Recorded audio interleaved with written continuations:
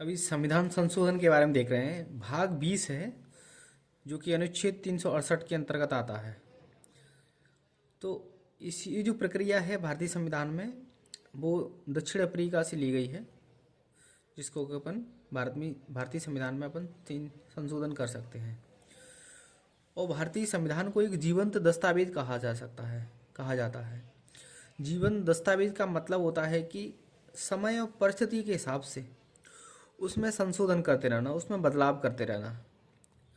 तो जैसे कि बात करें, अपना जो देश था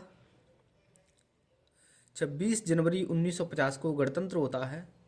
उस दौरान अपने संविधान में 395 अनुच्छेद, 8 अनुसूचियां और 22 भाग थे। अभी वर्तमान में देखें तो 470 के समथिंग अनुच्छेद मिलते हैं। इसमें 12 अनुसूचियां और 25 भाग मिलते हैं। तो यहीं से इसकी शुरुआत होती है। वही एक कैसे बढ़ा, तो यही संशोधन के माध्यम से इसमें बदलाव हुए हैं। तो भारतीय संविधान एक जीवन दस्तावेज है, परिस्थितियों के अनुसार इसमें बदलाव होते रहते हैं। तो इसमें 3 टाइप से अपन संशोधन कर सकते हैं संविधान में।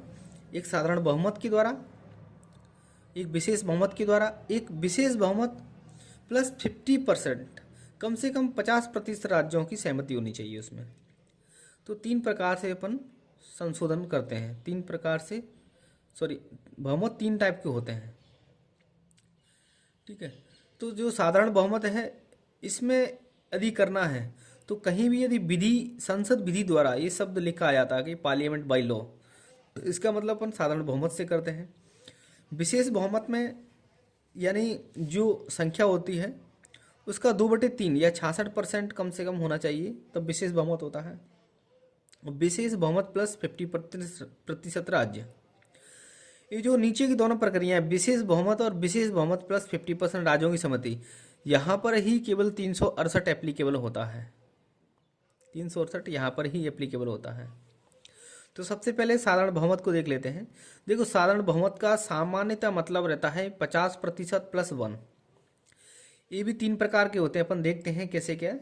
देखो, पहला होता है कि साधारण बहुमत, दूसरा होता है निरपेक्ष बहुमत, तीसरा होता है प्रभावी बहुमत। साधारण बहुमत का मतलब हो रहता है कि प्रेजेंट प्लस वोटिंग, यानी प्रेजेंट प्लस वोटिंग का 50%। यानी मान लो अपनी संसद में बात करें, लोकसभा में 543 की स्ट्रेंथ है। 543 में से यदि मान लो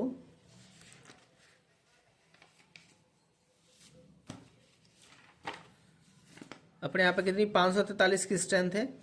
500, एक पेज ले लेते हैं खाली।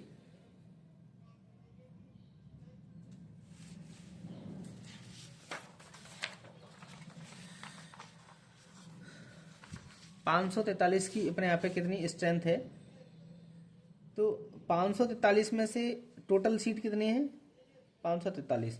543 में से मान लो 500 लोग आए हैं संविधान, उसमें संविधान सभा में, लोकसभा में 500 लोग उपस्थित हैं। 500 में से मान लो 450 लोगों ने क्या डाला है, वोट डाला है। तो 450 का 50% कितना हो जाएगा, 1/2 कर दो, तो यानी 225। और 225 50% हो जाएगा, यानी 226 लोगों ने जिस पक्ष में वोट डाल दिए, तो वो साधारण बहुमत से चीज पारित मानी जाती है। चीज मतलब विधेयक पारित। इसमें अपन 3 चीजों को लेते हैं ज़्यादा तरीके से, और भी आगे लिस्ट दी गई है, उसको देखेंगे अपन। तो साधारण बहुमत से अपन ये समझ रहे हैं कि जो उपस्थित और मत कर रहे हैं उसका 50% होना चाहिए, तो उसको कहते हैं साधारण बहुमत, पहला वाला टाइप का। इसमें धन विधेयक हो गया, साधारण विधेयक हो गया। ये जो नो कॉन्फिडेंस, ऐसे जो अपोजिशन होता है, विपक्ष होता है, नो कॉन्फिडेंस मोशन होता है सरकार को गिराने के लिए। फिर जो सरकार सत्ता में बैठी हुई है वो कॉन्फिडेंस मोशन लेके आती है, विश्वास प्रस्ताव लेके आती है। ये कॉन्फिडेंस मोशन और नो कॉन्फिडेंस मोशन, ये सब साधारण विधेयक के अंतर्गत आता है। दूसरा आता है निरपेक्ष। निरपेक्ष में सीधा सा आएगा, जो टोटल मेरी सीट है उसका 50% प्लस 1 के बारे में बात की जाती है सरकार बनाने के लिए। ऐसे अभी 543 सीट हैं, उसका 2 कर दो, तो ऑलमोस्ट 272, 50% से ज़्यादा होता है। तो यहाँ पे अपन सरकार बनाने के लिए निरपेक्ष बहुमत का प्रयोग करते हैं। एक होता है प्रभावी बहुमत। प्रभावी बहुमत का उपयोग वहाँ पे किया जाता है जहाँ पे जो सरकार के हेड होते हैं, जैसे कि लोकसभा हो गया, राज्यसभा हो गया, राज्यों में विधानसभा हो गई और विधान परिषद हो गई। ठीक है, लोकसभा में स्पीकर हो गया। ठीक है, राज्यसभा में सभापति हो गया, यानी उपराष्ट्रपति कहते हैं इसको, सभापति। विधानसभा में अध्यक्ष हो गया और विधान परिषद में भी क्या हो गया, सभापति, हम बोल देंगे अपन इसको। इनको जब हटाना है तो प्रभावी बहुमत का उपयोग किया जाता है। प्रभावी बहुमत का मतलब रहता है कि जो कुल सीटें हैं, यदि कुल सीट में से मैं रिक्त सीट को हटा दूं, किसको, कुल सीट में रिक्त सीट को हटा दूं, तो मुझे कितना प्रभावी सीट मिल जाती हैं, फिर उसका 50% प्लस 1 निकाल दूं तो प्रभावी बहुमत कह देंगे। ऐसे मान लो 543 सीट हैं, उसमें से 13 लोग की सीट खाली है। खाली से तात्पर्य या तो उनकी मृत्यु हो गई है, ठीक है, या उन्होंने इस्तीफा दे दिया अपने पद से, तो 500 कितनी बचती है, 30 बचती हैं। अब 530 का मैं 2% 50% निकालूंगा, तो 530 का कितना हो जाएगा, 2 एकम 2 और 2 दूनी 4, 2 छक्के 12, 265 प्लस 1, यानी मुझे 266 सीट जहाँ भी वोटिंग मिल गई और उससे मैंने पारित कर दिया विधेयक को या किसी प्रस्ताव को, तो प्रभावी बहुमत माना जाएगा। यानी 3 प्रकार के बहुमत देखे भी। एक साधारण बहुमत 50 प्रेजेंट प्लस वोटिंग का 50% प्लस 1 होता है। निरपेक्ष बहुमत में कुल का 50% प्लस 1 होता है। प्रभावी बहुमत में कुल सदस्य माइनस का रिक्ति जो सीट होती हैं उनका 50% प्लस 1 होता है। इसमें बताया था कि जो प्रभावी बहुमत में सदन के मुखिया होते हैं, जैसे कि उपराष्ट्रपति, स्पीकर, इनको हटाने के लिए ये प्रस्ताव प्रभावी बहुमत को उपयोग किया जाता है ना। तो अभी देखा था अपन ने कि ठीक है, इसको यहीं पे छोड़ते हैं, अब आगे और देखते हैं। कुछ जो साधारण जो विधेयक होता है कौन कौन सी जगह पर लाया जाता है, इनके बारे में सूची दी गई है। यहाँ पर देखें तो अपन, मुझे नए राज्यों का प्रवेश या स्थापना करना है जैसे, और इस अनुच्छेद 2 में अपने को दिया हुआ है कि भाई भारत से पाकिस्तान का कोई हिस्सा है, चाइना का कोई हिस्सा है या बांग्लादेश का कोई हिस्सा है, उसको भारत में शामिल करना है, बाहर से शामिल करना है ना। तो उस केस में अपन साधारण बहुमत लाएंगे, साधारण बहुमत से संशोधन करेंगे और उस राज्य को, उस जगह को अपने भारत देश में सम्मिलित कर लेंगे। अनुच्छेद 2। अनुच्छेद 3 में दिया गया है कि नए राज्यों का गठन करना है मुझे। ऐसे कि भी हाल ही में 2 जून 2014 को क्या हुआ था, तेलंगाना बना था अपने देश का, 29वां राज्य था उस दौरान। हालांकि बाद में अभी जम्मू कश्मीर को यूटी बना दिया तो 28 राज्य रह गए। तो ऐसे जम्मू कश्मीर को अपन ने यूटी बनाया है, तो क्या हुआ कि नए राज्यों का गठन करना है, मौजूदा राज्यों के क्षेत्रों में, सीमाओं में, नामों में परिवर्तन करना है। ये भारत के अंतर्गत के बारे में बात की जाती है अनुच्छेद 3 में। ये भी साधारण बहुमत से होता है। अपन भाग 2 में बात करें नागरिकता के बारे में, कहाँ नागरिकता की प्राप्ति कैसे होती है, समाप्ति होती है, ये भाग 2 में बात की जाती है। तो ये भी साधारण बहुमत से संशोधन होता है। अगला है राज्यों में विधान परिषदों का उन्मूलन करना है या निर्माण करना है। 169 अनुच्छेद में बताते हैं ना। ऐसे कि भारत में पता है 6 राज्यों में विधान परिषद है, और विधान परिषद राज्यों के लिए जरूरी नहीं होती है। जैसे कि संसद में लोकसभा और राज्यसभा और राष्ट्रपति तीनों से मिलकर के संसद बनी होती है अनुच्छेद 79 के अकॉर्डिंग। लेकिन विधानसभा में भी ये होता है, मतलब कंपलसरी नहीं होता है विधान परिषद रखना। वहाँ पर राज्यपाल और विधानसभा जरूरी होती है, विधान परिषद जरूरी नहीं होता है। लेकिन जहाँ पर भी 169 के अंतर्गत विधान परिषद आती है, यदि विधान परिषद है तो संसद विधि के द्वारा उसको उन्मूलन कर सकती है या फिर उसका निर्माण कर सकती है, या तो बिल्कुल खत्म ही करेगी या फिर, देखो विधान परिषद और राज्यसभा कभी विघटन नहीं होता है, ठीक है, या तो ये तो पूरी तरह से खत्म होती है। कौन, राज्य की विधान परिषद। लेकिन जो विधानसभा या लोकसभा, इनका विघटन हो जाता है। 5 साल का टेन्यूर खत्म हो गया या फिर नो कॉन्फिडेंस मोशन आ गया, वो दौरान क्या इनका विघटन हो जाता है।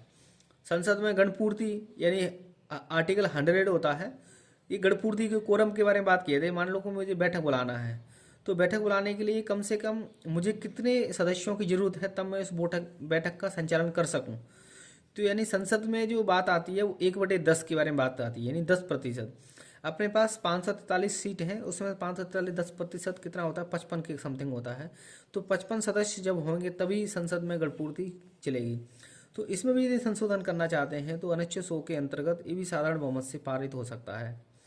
और विधानसभा में बात करें तो विधानसभा में जो गणपूर्ति का क्राइटेरिया होता है 1/10 या 10%, एक ही बात है, या फिर जो भी ज़्यादा हो या 10, कम से कम 10 तो चाहिए। ऐसे किसी किसी दिल्ली वगैरह में, गोवा वगैरह में बहुत कम सीटें हैं, दिल्ली में बात करें 70 हैं, गोवा में 40 हैं, तो भाई यहाँ पर 10 लोग तो आने चाहिए कम से कम, तभी वहाँ की विधान परिषद का संचालन हो सकेगा। और संसद में तो अपन बोल दिया कि 1/10 होता ही है।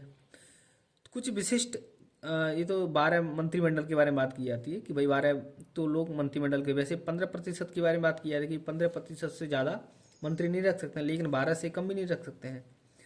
अब संसद सदस्यों के वेतन और भत्तों के बारे में बात की जाती है अनुच्छेद 106 में।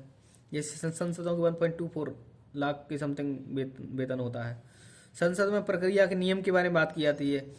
देखो, ऐसे जो संयुक्त बैठक होती है वो 108 में बात की जाती है। ऐसे कोई प्रस्ताव है साधारण बहुमत के आधार, साधारण बहुमत में कोई यदि क्या है डिस्प्यूट है, विवाद है, तो लोकसभा राज्यसभा दोनों को जो राष्ट्रपति होता है वो एक साथ बैठालता है। अनुच्छेद 108 के अंतर्गत वो या तो संदेश देता है या फिर क्या बोलते हैं अधिसूचना जारी करता है कि भाई 108 के अंतर्गत दोनों सदनों को साथ में बैठाया जाए। तो 118(3) में इनकी प्रक्रिया के बारे में बात की जाती है, और 118(4) में जो संसद लोकसभा का स्पीकर होता है वो उसकी अध्यक्षता करता है, किसकी, जो संयुक्त बैठक होती है। तो इसमें भी प्रक्रिया में परिवर्तन कर सकते हैं, वो साधारण बहुमत के माध्यम से कर सकते हैं। अगला होता है संसद उसके सदस्यों और उसकी समितियों के विशेषाधिकार के बारे में बात की जाती है। संसद उसके सदस्य हो गए, उसकी समितियों के विशेषाधिकार आर्टिकल 105 में आती है, इसमें भी संशोधन कर सकते हैं। संसद में अंग्रेजी भाषा का उपयोग 120 के अंतर्गत आता है, तो इसमें भी संशोधन कर सकते हैं। हालांकि जब स्टार्टिंग में जब अपना संविधान बना था तो साउथ के जो स्टेट थे भाई वहाँ पे ज़्यादा हिंदी चलती नहीं है। अपने बहुत सारे भारतीय राजनेता थे जो कि इसके पक्ष में थे कि भाई अपन को क्या करना है, हिंदी को राजभाषा राष्ट्रभाषा का दर्जा देना, लेकिन नहीं दे सकते क्योंकि जो साउथ के स्टेट हैं वहाँ पे तमिल, तेलुगु, कन्नड़ वगैरह चलती है। तो उन्होंने विरोध किया, तो एक समिति बैठती है, भाषा आयोग बनाते हैं इसके लिए, समिति वगैरह बैठती है। तो उन्होंने डिसीजन लिया कि इसको 15 साल के लिए अंग्रेजी को भी और हिंदी को भी, दोनों को भी राजभाषा का दर्जा दे दिया जाता है। तो वो अभी भी जारी है। तो निष्कर्ष कह सकते हैं कि भारत में किसी प्रकार की कोई राष्ट्रभाषा नहीं है, अपन राजभाषा है हमारी, अंग्रेजी और हिंदी राजभाषा है। अब बात करते हैं सर्वोच्च न्यायालय में न्यायाधीशों की संख्या के बारे में बात की है। अनुच्छेद 124 में दिया गया है इनकी संख्या में परिवर्तन करना है, सर्वोच्च न्यायालय के न्यायाधीशों की संख्या में। तो अनुच्छेद 124 में जा सकते हैं। सर्वोच्च न्यायालय के अधिकार क्षेत्र को बढ़ावा देना है, ठीक है, यानी कुछ क्षेत्रों में बढ़ावा देना है, 138। और राजभाषा आयोग के बारे में बात करनी है, 343 में राजभाषा आयोग के बारे में बात की जाती है। जैसे कि हिंदी भाषा है अपने देश की राजभाषा है, इसकी लिपि देवनागरी है, तो इनमें भी चेंज करना है तो साधारण बहुमत के माध्यम से कर सकते हैं। और संसद और राज्यसभाओं के जो चुनाव वगैरह होते हैं, देखो जो चुनाव कराने का काम सीधा साधा इलेक्शन कमीशन ऑफ इंडिया का रहता है, लेकिन इनकी जो प्रक्रिया वगैरह रहती है, जैसे कि 1950 का जो जनप्रतिनिधि अधिनियम है 51 का, तो उसमें एक नियमों कानूनों के बारे में दिया गया है। तो यहाँ पर भी चेंज करना है तो इसके माध्यम से कर सकते हैं, साधारण बहुमत के माध्यम से। और अगला दिया है कि संसदीय क्षेत्रों का परिसीमन करना है। देखो ऐसे परिसीमन अभी अपना सबसे पहले 1962 में हुआ था, फिर 72 में हुआ था, फिर 82 में होना था, लेकिन 1978 में जो 42वां संविधान संशोधन था 76 में, इंदिरा गांधी जी ने लिख दिया था कि भाई 2000 तक आप किसी प्रकार का संशोधन नहीं कर सकते हो। तो फिर 2002 में संशोधन होता है, उसमें लिख दिया कि 2026 तक संशोधन नहीं कर सकते हैं।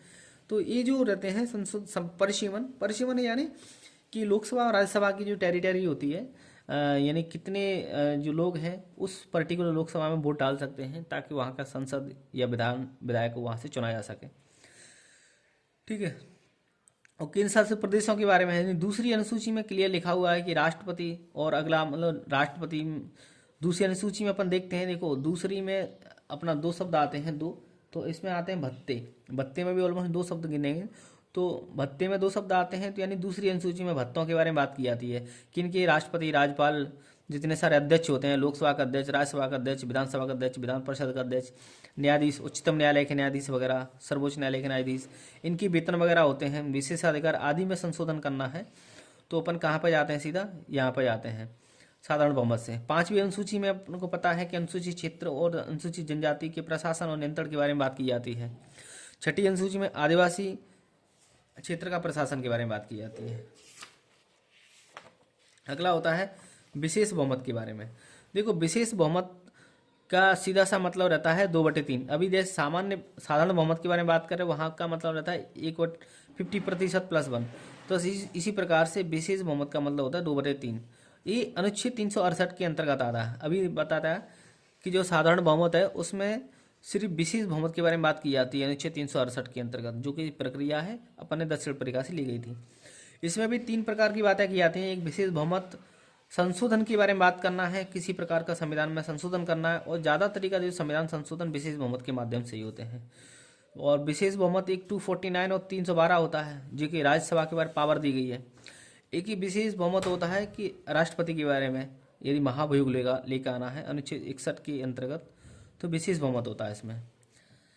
तो राष्ट्रपति पर महाभियोग ये मतलब बहुत ही कठिन प्रक्रिया होती है। कठिन प्रक्रिया से मतलब रहता है कि भाई इसमें एब्सोल्यूट टाइप का अपन को विशेष बहुमत चाहिए, यानी जो टोटल सीटें हैं, यानी अपने अपने यहाँ पे लोकसभा में यदि कोई, एक बार विशेष अनुच्छेद 61 के बारे में देख लेते हैं। देखो, अनुच्छेद 61 में कैसी प्रक्रिया रहती है कि ये किसी भी सदन में लाया सकता है। पहले तो जो महाभियोग है राष्ट्रपति के खिलाफ, ये किसी भी सदन में लाया जा सकता है, ठीक है, किसी भी सदन में लाया सकता है।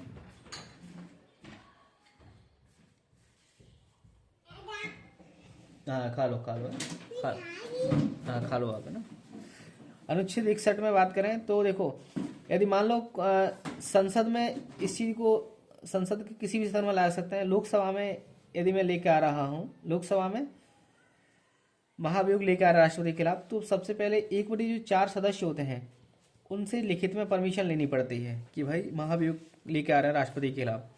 अब उसको 14 दिन पूर्व उसकी राष्ट्रपति को सूचना देनी पड़ती है इसके बारे में। कितना? 14 दिन पहले राष्ट्रपति को सूचना देनी पड़ती है। 14 दिन की सूचना के पश्चात में इसको 2/3 के बहुमत से 2/3 का बहुमत का मतलब सीधा आ रहा है, जो 543 सदस्य हैं उनका 2/3 चाहिए मुझे, तभी वो प्रस्ताव पारित माना जाएगा किसी एक सदन से। अब सेम चीज आती है यहाँ पे, अब राज्यसभा में जाएगा, दूसरे सदन में जाएगा, फिर यहाँ पे जांच वगैरह बैठेगी इस पे, ठीक है। जांच के बाद में अपन जो राष्ट्रपति है, ठीक है, राष्ट्रपति की भी राय ली जाएगी, ठीक है, उसका भी विचार रखे जाएंगे, राष्ट्रपति के विचार रखे जाएंगे। फिर उसके पश्चात जो राज्यसभा भी है, वो भी अपना जो अभी वर्तमान में 245 का इसका सीट है टोटल, तो 245 का 2/3 इस बहुमत से क्या करेगी, वो प्रस्ताव को पारित करेगी। यदि ये प्रस्ताव पारित हो जाता है, ठीक है, तो उसी समय से राष्ट्रपति को हटा हुआ माना जाता है, ठीक है। तो मेरे कहने का मतलब होता है कि जो कुल सीट है उसका 2/3 चाहिए अपन को।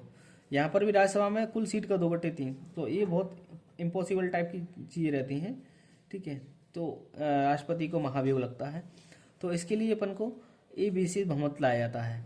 दूसरा रहता है कौन सा विशेष बहुमत के बारे में बात करें तो 2/249 और 312।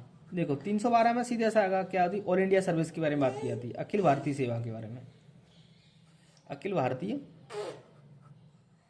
अखिल भारतीय सेवा, ऐसे कि अभी वर्तमान में बात करें तो अपने देश में कितनी सेवाएं हैं। एक IAS होता है, एक IPS होता है, एक IFOS होता है, ठीक है, Indian administration service, Indian police service, Indian forest service. तो स्टार्टिंग में अपन बात करें इंडियन पुलिस सर्विस के बारे में बात करूंगा। इंडियन पुलिस सर्विस में तो इसमें कितनी बातें होती हैं। स्टार्टिंग में 2 ही ऑल इंडिया सर्विसेज थी, लेकिन 1961 की समथिंग एक और सर्विस 1960 में संशोधन लाया जाता है। और ये सिर्फ राज्यसभा के पास पावर है कि किसको ऑल इंडिया सर्विस में काउंट करना है, रखना है, नहीं रखना है। तो ये सिर्फ राज्यसभा के पास स्पेशल पावर होती है। एक 249 होता है। 249 में क्या रहता है कि राज्य सूची का कोई विषय है, संजय चुप रहो प्लीज।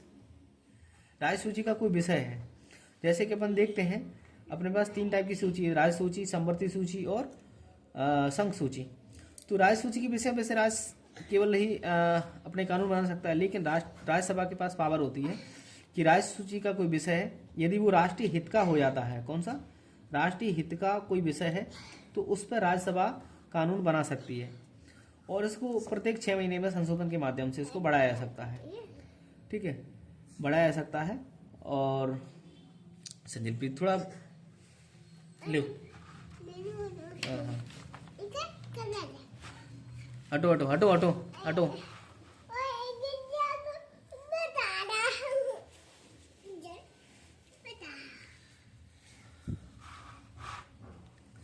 राष्ट्रीय हित में बात करें तो, और तो इस टाइप से 249 में अभी यदि इसमें मैं बात करता हूँ तो किस टाइप की वोटिंग होती है, इसमें प्रेजेंट प्लस वोटिंग होती है। प्रेजेंट प्लस वोटिंग के बारे में बात की जाती है। प्रेजेंट प्लस वोटिंग यानी मान लो इसमें 245 के सदस्य हैं, 245 में से यदि मान लो 220 सदस्य आए हैं तो 2/20 का मैं कर देता हूँ ये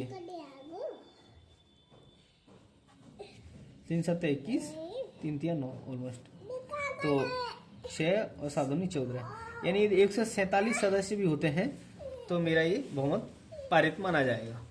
इसमें विशेष बहुमत में प्रेजेंट प्लस वोटिंग के बारे में बात की जाती है यहाँ पे। और अगला होता है विशेष बहुमत। देखो विशेष बहुमत में क्या है, ये जो संशोधन होता है विशेष बहुमत वाला, विशेष बहुमत में इसमें भी सेम चीज होती है कि प्रेजेंट प्लस वोटिंग की बारे में बात की जाती है। प्रेजेंट प्लस वोटिंग, ऐसे मान लो कि 543 टोटल सदस्य हैं, 543 में से 520 मेरे प्रेजेंट हैं, उनमें से सिर्फ 500 लोगों ने वोट दिया है।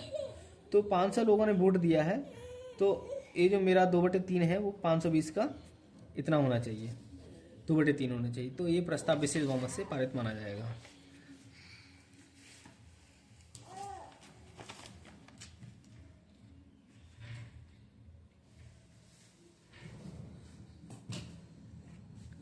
तो अपन ने यहाँ पे 3 टाइप के बहुमत पढ़े। विशेष बहुमत, इसमें सिंपल साधारण बहुमत की तरह ही 50% वन प्रेजेंट प्लस वोटिंग का लिया जाता है। उसी टाइप से साधारण बहुमत तो, और सॉरी इसमें क्या रहता है कि जो साधारण बहुमत होता है, साधारण बहुमत भी लिया जाता है, यानी 50% वन उतना क्राइटेरिया तो होना चाहिए, फिर उसके पश्चात में प्लस प्रेजेंट प्लस वोटिंग का जो क्राइटेरिया है वो 273 से ज़्यादा होना चाहिए। कौन से विशेष बहुमत के केस में, यानी ऐसे 50% प्लस 1 273 का क्राइटेरिया हो रहा है। फिर यदि मैं प्रेजेंट प्लस वोटिंग में कर रहा हूँ तो उसमें भी ये जो प्रेजेंट प्लस वोटिंग का क्राइटेरिया वो 273 से ज़्यादा होना चाहिए, तभी वो माना जाएगा।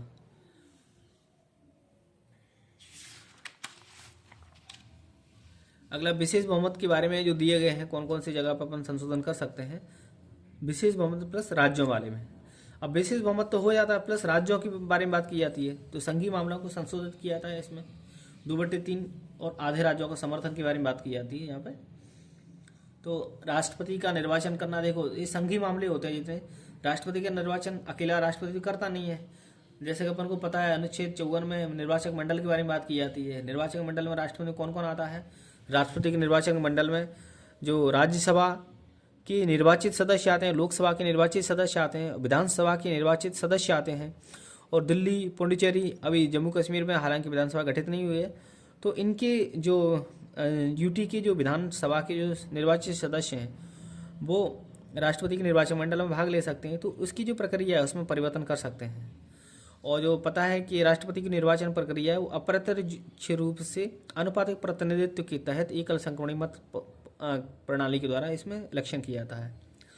तो राष्ट्रपति निर्वाचन और उसकी प्रक्रिया में संशोधन कर सकते हैं, लेकिन ये हो जाए विशेष बहुमत और राज्यों के समर्थन से होता है, आसान नहीं है।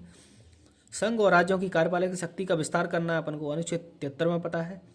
संघ के बारे में कार्यपालक शक्ति का विस्तार दिया गया है, और अनुच्छेद 162 में राज्य की कार्यपालक शक्ति के बारे में बात की जाती है। जैसे अपन बात करें अनुच्छेद 53 में राष्ट्रपति का जो कार्यपालक शक्ति निहित होती है वो अनुच्छेद 74 के अनुसार होती है। अनुच्छेद 74 के में जो मंत्रिमंडल होती है, ठीक है, उसकी सिफारिश पर या फिर अपने स्वविवेक अपने हिसाब से करता रहता है वो। विवेक शब्द इस्तेमाल नहीं होता है, गलती की। सुप्रीम कोर्ट तथा राज्य की जो न्यायपालिका होती है उनमें की कुछ मामले वहाँ पर भी विशेष संशोधन, विशेष बहुमत और राज्यों का समर्थन के बारे में बात की जाती है। संघ और राज्यों के बीच विधायी शक्ति का वितरण के बारे में बात की जाती है। ठीक है। और संसद में राज्यों के प्रतिनिधित्व यानी अनुसूची 4 में वहाँ भी परिवर्तन इसके माध्यम से कर सकते हैं। और 7वीं अनुसूची के विषय में बात की जाती है। 368 के उपबंधों एवं प्रक्रिया में संशोधन करना है तो संसद की शक्ति में संशोधन करना पड़ता है। अब कैसे कुछ महत्वपूर्ण संशोधन दिए गए हैं। ऐसे कि पहला से संशोधन था, वो पहला संशोधन 10 मई 51 में आता है, संसद ने पारित किया था। 18 जून 51 से लागू हो जाता है। अपन को सीधा याद रखना है क्या रखना है कि प्रथम संशोधन 1951 में, इसमें 4 परिवर्तन हुए थे मुख्यतः। पहला जो 9वीं सूची भी है उसको डाला गया था, उसको शामिल किया गया पहले, क्योंकि संविधान में मूलतः 8 सूचियाँ थी, 9वीं सूची को रखा था। इसमें डाले गए जो विषय थे उनको किसी प्रकार से न्यायिक समीक्षा नहीं हो सकती थी, उनका जुडिशियल रिव्यू नहीं होता था पहले। जैसे कि बात करें मुख्य तौर पर भूमि सुधार हेतु कानून। दूसरा था अनुच्छेद 31 में परिवर्तन कर दिया, संपत्ति का अधिकार था उसमें 31A और B भी शामिल कर दिए थे। जमींदारी उन्मूलन, जैसे पहले जमींदारी प्रथा चलती थी उसका उन्मूलन कर दिया था। भूमि सुधार के कानूनों को न्यायालय में चुनौती बचाने के लिए संशोधन किया गया था और सरकार को संपत्ति अधिग्रहण की शक्ति मिल गई थी। और अनुच्छेद ये तीसरा वाला जो उसमें संशोधन था, प्रथम संशोधन में पढ़ रहे हैं, 4 बातें हुई थी वहाँ पे। अनुच्छेद 19 है, अनुच्छेद 19 में पता है बाकी में अभिव्यक्ति स्वतंत्रता के बारे में बात की जाती है, लेकिन वहाँ पे प्रतिबंध जोड़ दिए गए थे कि राज्य की सुरक्षा के बारे में, ठीक है, इंटीग्रिटी वगैरह बनी रहे, सार्वजनिक सुरक्षा, कहीं कि कोई भी कहीं कुछ ना बोलने लगे, विदेशी राज्यों से मैत्री संबंध, ठीक है, मैत्री यानी कि भाई कोई विदेश में जाकर के अंट बोल के नहीं आ जाए। तो इससे सरकार को समाचार और भाषण आदि पर नियंत्रण करने का अधिकार मिल गया था। अनुच्छेद 15(4) के बारे में बात करूँ तो सामाजिक और शैक्षणिक रूप से पिछड़े वर्गों की उन्नति के लिए विशेष प्रावधान के बारे में बात की जाती है। जैसे कि पता है चंपाकम दुराराजन का केस आता है, तो उसके माध्यम से अनुच्छेद 15(4) में वो सुप्रीम कोर्ट में केस दायर किया था, तो चंपाकम दुराराजन इसमें केस जीत जाती हैं। तो संविधान में संशोधन किया गया था 15(4) के अंतर्गत कि सामाजिक और शैक्षणिक पिछड़े वर्ग हैं उनकी उन्नति के लिए विशेष प्रावधान कर सकते हैं। फिर दूसरा संशोधन 1952 में आता है, लोकसभा में प्रतिनिधित्व के पैमाने में बदलाव के बारे में बात की जाती है। ऐसे कि अनुच्छेद 81 में बदलाव से संबंधित बात की जाती है। 10 लाख की सीट पर 10 लाख की जनसंख्या पर 1 सीट हो गई यहाँ पे। और संघीय न्यायालय के न्यायाधीशों की वेतन बढ़ा सकते हैं।